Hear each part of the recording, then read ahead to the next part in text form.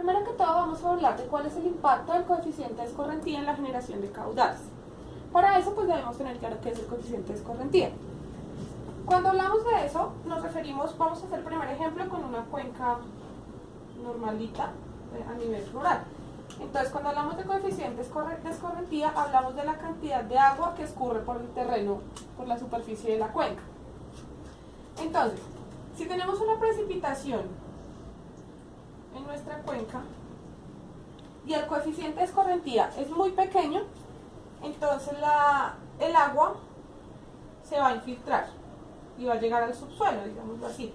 Entonces toda el agua, gran parte del agua va a bajar y no va a llegar tanta agua a los ríos, entonces los ríos van a ser pequeños y los caudales pues van a ser menores si el coeficiente de escorrentía es bajo. Caso contrario sucede si el coeficiente de escorrentía es alto. ¿Por qué? Cuando el coeficiente de escorrentía es alto significa que el agua que cae por precipitación se va a escurrir por el terreno y va a llegar al río.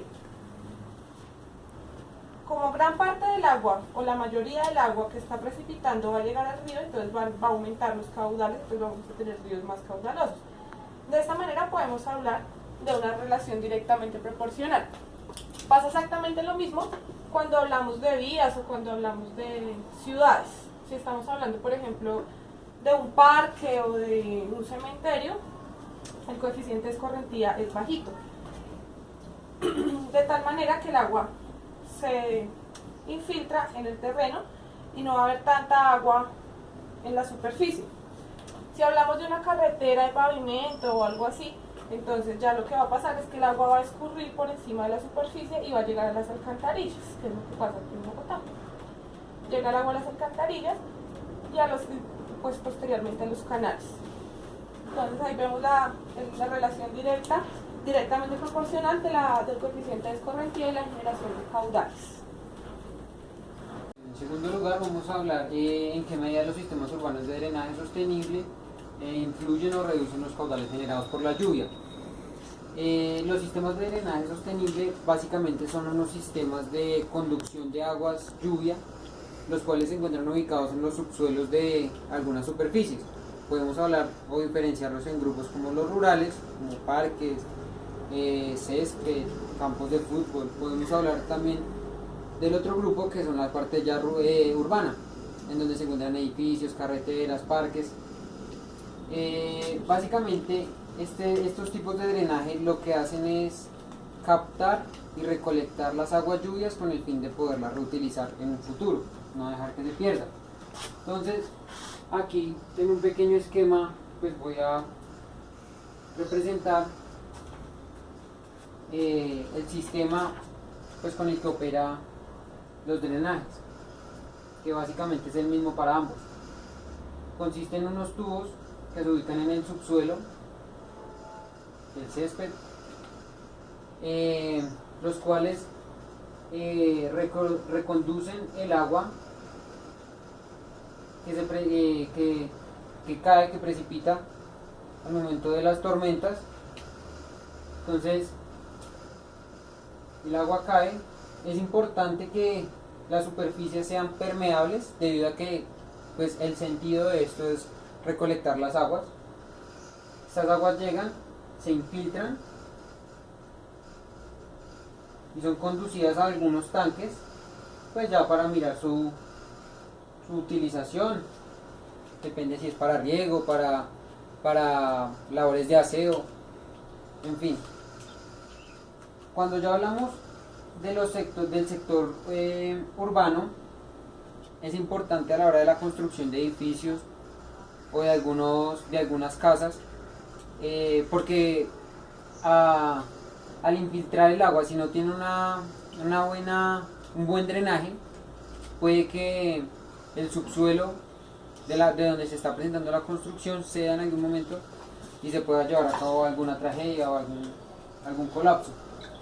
Entonces aquí voy ahora a dibujar una vía. Existen materiales permeables para construcción de vías, en los cuales, igual que en el caso anterior, se presentan los tubos de drenaje en el subsuelo, algunas placas de plástico con gravilla, los cuales tienen como finalidad pues recoger esta agua y reconducirla.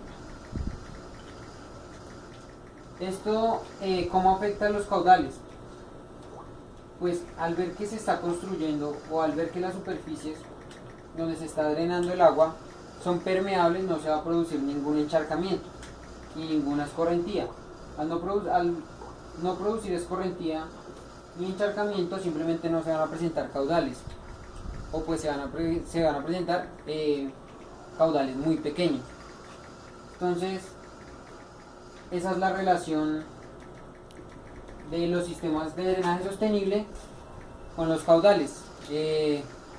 Por lo que son los materiales permeables, no se produce ningún caudal, o pues se produce muy poco. Ahora proseguiremos a explicar la relación que guardan los sistemas urbanos de drenaje sostenible con el coeficiente de correntía. La relación es directa, ya que los sistemas urbanos de drenaje sostenible necesitan suelos permeables para hacer posible que el agua lluvia se infiltre en el suelo y así sea aprovechable el agua como se desea hacer con estos medios, con estos sistemas. Entonces el coeficiente de escorrentía va a ser menor. Un ejemplo que ponemos es, digamos, el coeficiente de escorrentía de una zona comercial es del 0.95. Esto quiere decir que el suelo es impermeable, o sea, es muy impermeable, y entonces el sistema urbano no serviría o no funcionaría correctamente. Mientras que en un suelo como un parque, el coeficiente de escorrentía es de 0.10, lo cual observamos que es mucho menor. Eso quiere decir que el suelo es más permeable. Entonces este sería un suelo ideal para hacer un sistema de drenaje urbano sostenible y más efectivo.